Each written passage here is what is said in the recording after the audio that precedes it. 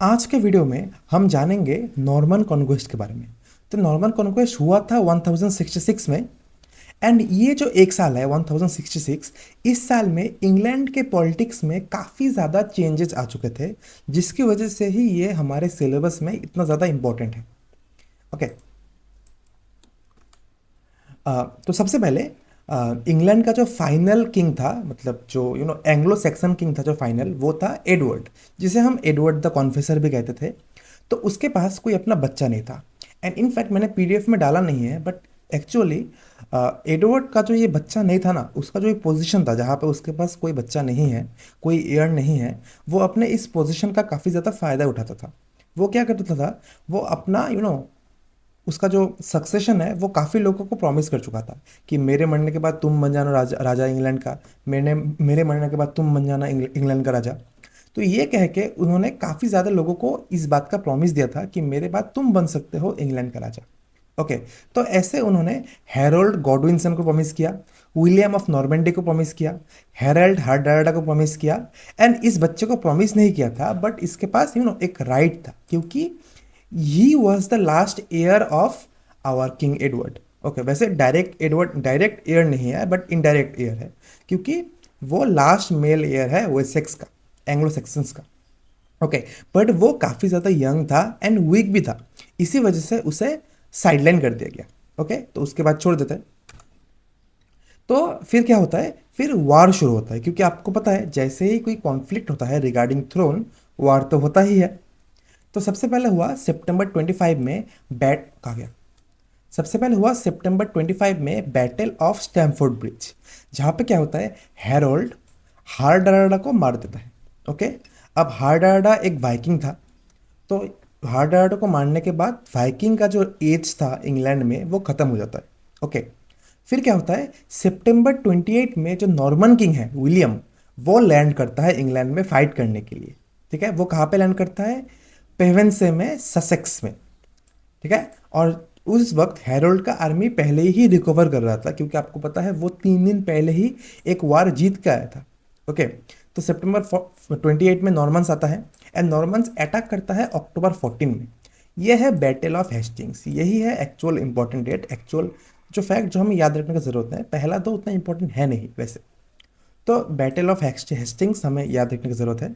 तो अक्टूबर 14 में होता है बैटल ऑफ हेस्टिंग्स। ये बैटल एक दिन के लिए होता है। एंड उस टाइम में एक दिन का बैटल होना इस बहुत बड़ी बात, क्योंकि उस टाइम पे तो बंदूक बंदूक नहीं थे। तो लोग ऐसे आप लोग आपने अगर वाइकिंग्स देखा होगा तो आपको पता है कि उस टाइम कैसे फाइट होता था between this Vikings and English English people. तो एक शील्ड होता था, एक स्पीयर होता था, वैसे फाइट होता था, जो भी हो। तो इस फाइट में क्या होता है, नॉर्मन्स जो थे, किंग विलियम जो था, विलियम जीत जाता है एंड हैरोल्ड को मार डालता है सबके सामने। ओके। हो गया। अक्टूबर 14 में ये होता है, एंड दिसंबर 25 में जाके कोरोनेशन होता है। कोरोनेशन आपको पता है, जब किंग को क्राउन पहना जाता है एंड घोषित किया जाता है सबके सामने कि ये अब हमारा नया किंग है। तो देखो क्या लिखा है यहाँ पे, William is crowned king of England eight Westminster एबे ऑन क्रिसमस डे। वैसे दोस्तों, वेस्टमिनिस्टर एबे एक बहुत ही इम्पॉर्टेंट लोकेशन है विद रिगार्ड्स टू व्हाट्स, तो कभी और बताएंगे उसके बारे में। हाँ। तो इस पीडीएफ में मैंने बैटल ऑफ हेस्टिंग्स के बारे में बहुत अच्छे से डिस्क्राइब किया गया है, बट मैं आपको पहले ही बता चुका हूँ, और इतना ये उतना इम्पोर्टेंट है नहीं, आपको बस जानने का ज़रूरत है कि उस दिन हुआ क्या था। तो आफ्टर द बैटल क्या हुआ था, विलियम ने क्या किया, विलियम ने जो एंग्लो सैक्सन थेन्स थे ना, थेन्स मतलब एक किंग के अंदर जो, एक राजा के अंदर जो छोटे छोटे पावरफुल लोग होते हैं, जिनके अंडर ये इतना सारा ज़मीन दे दिया जाता है कि आप लोग उन जगहों को कंट्रोल करो। तो विलियम ने क्या किया, विलियम ने उन लोग सबको मार दिया, एंड उन सबको मार के उनका ज़मीन हड़प लिया। ठीक है। और फिर क्या किया, उन ज़मीन को विलियम ने 180 नॉर्मन नॉर्मन बैरन्स के बीच में बांट दिया। ओके। इसकी वजह से जो ओल्ड कहा गया, तो इसकी वजह से जो ओल्ड इंग्लिश एरिस्टोक्रेसी था ना, मतलब जहाँ पे पुराने इंग्लिश पीपल जो पावर होल्ड करते थे, वो कंप्लीटली टूट गया। मतलब इंग्लिश पीपल के पास अब बिल्कुल भी पावर नहीं था। और कंट्रोल को और जमाने के लिए नॉर्मन्स ने क्या किया, हर एक कह सकते हो, आप लोग कह सकते हो इसे कि हर एक बैरोन के पास एक एक कैसल बना दिया गया, ऐसे टाइप का कैसल, तो ताकि एक पावर, एक ऑथोरिटी बना रह सके। फिर 1086 में एक बुक बनाया जाता है जिसे कहते हैं द डूम्सडे बुक।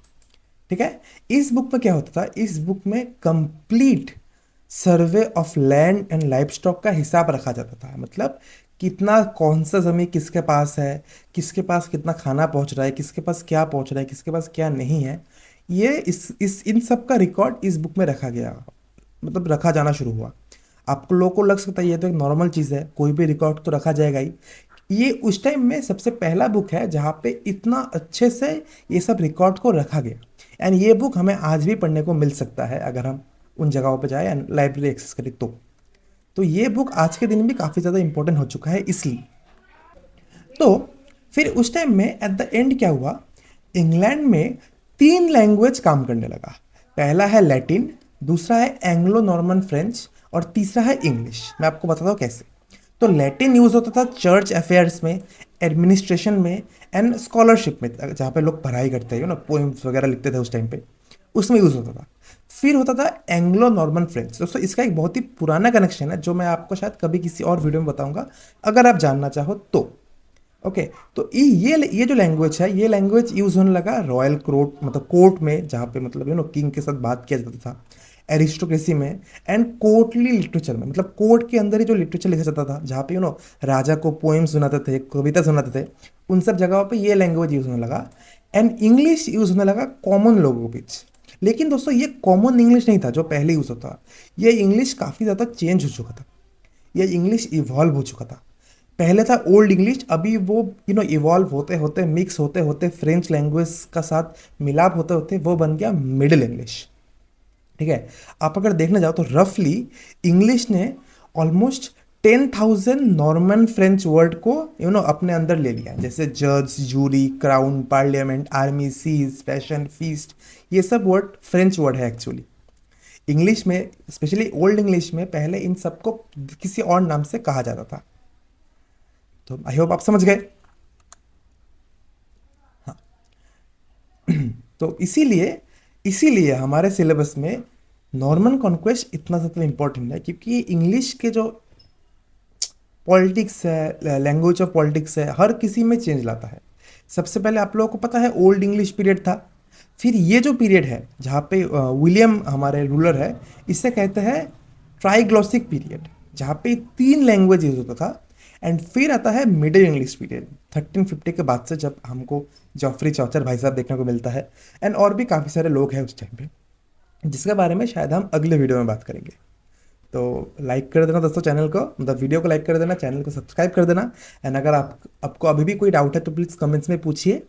एंड अगर आपको किसी और टॉपिक में वीडियो चाहिए और बहुत जल्दी चाहिए तो आप कमेंट्स में कर सकते हो, मैं ज़रूर बना दूंगा। थैंक यू दोस्तों, मिलता है नेक्स्ट वीडियो में। Bye bye.